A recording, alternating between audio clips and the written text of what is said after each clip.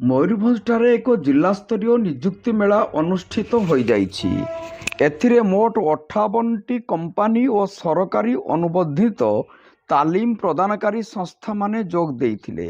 ଏହି ନିଯୁକ୍ତି ମେଳାରେ ମୟୂରଭଞ୍ଜର 26ଟି ବ୍ଲକ ଓ 4ଟି ପୌର ସଂସ୍ଥାର ମୋଟ 3716 ଜଣ ପ୍ରାର୍ଥୀ ଓ ପ୍ରାର୍ଥିନୀମାନେ ଯୋଗ ଦେଇ ନାମ ପଞ୍ଜୀକରଣ କରିଥିଲେ।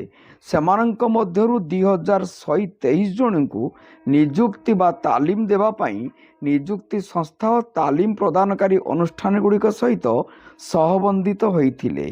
ଏହି ନିଯୁକ୍ତି ମେଳାକୁ ମୟୂରଭଞ୍ଜର ଜିଲ୍ଲାପାଳ ଶ୍ରୀଯୁକ୍ତ ଆଶିଷ ଠାକରେ ନିଯୁକ୍ତିପତ୍ର ପାଇଥିବା ପିଲାମାନଙ୍କ ଦ୍ୱାରା ପ୍ରଦୀପ ପ୍ରଜ୍ୱଳନ କରାଇ ଶୁଭାରମ୍ଭ କରାଇଥିଲେ।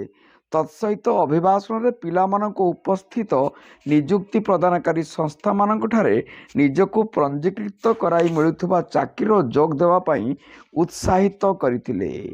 ବାରିପଦାରୁ ଦେବସ୍ମିତ ଚୌଧୁରୀଙ୍କ ରିପୋର୍ଟ, ଜନତା ଏକ୍ସପ୍ରେସ। ଆରଷ୍ଟୋନ୍ ହେଲ୍ଥ କେୟାର ଆମେ ଭୁବନେଶ୍ୱର ଲୋକେସନରୁ ଆସିଛୁ।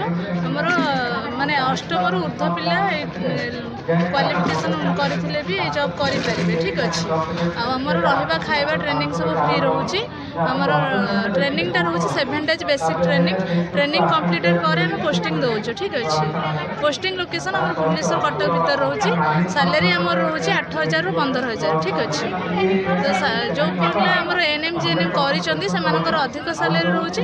ଯେଉଁମାନେ କିଛି କୋର୍ସ କରିନାହାନ୍ତି ସେମାନଙ୍କ ପାଇଁ ଏଇଟା ଗୋଟେ ଅପରଚ୍ୟୁନିଟି ରହୁଛି, ଯେଉଁଟାକି ସେମାନେ ଅଷ୍ଟମ କିମ୍ବା ଦଶମ +2 ଗ୍ରାଜୁଏସନ୍ ଯାହା ବି କରିଥିବେ ସେମାନଙ୍କୁ ଆମେ ଟ୍ରେନିଂ ଦେଇକି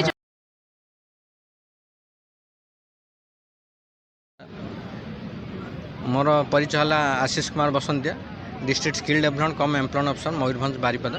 यहाँ आमर ओडिशा स्किल डेवलपमेंट अथॉरिटी सहयोग एवं जिला प्रशासन मयूरभंज सहयोग skill development and technical education department Odisha सरकार तरफ नियुक्ति मेलार आज मयूरभंज छौपड़िया बारिपदार आज 2 तारिख आयोजन करा जाउछि।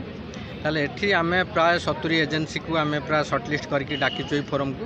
से आम 3 प्रकार अच्छा डायरेक्ट एम्प्लॉयर अच्छा, तापर ओडिशा सरकार ओडिशा स्किल अथॉरिटी सहित बा अलग गवर्नमेंट ट्रेनिंग पार्टनर जो मैंने अच्छा स्किल डेवलपमेंट काम कर डका जाइए। पिला आइदर माने डायरेक्ट जॉब पाई हो बा जॉब ऑफर करा जाउछि फोरम रे। ता सहित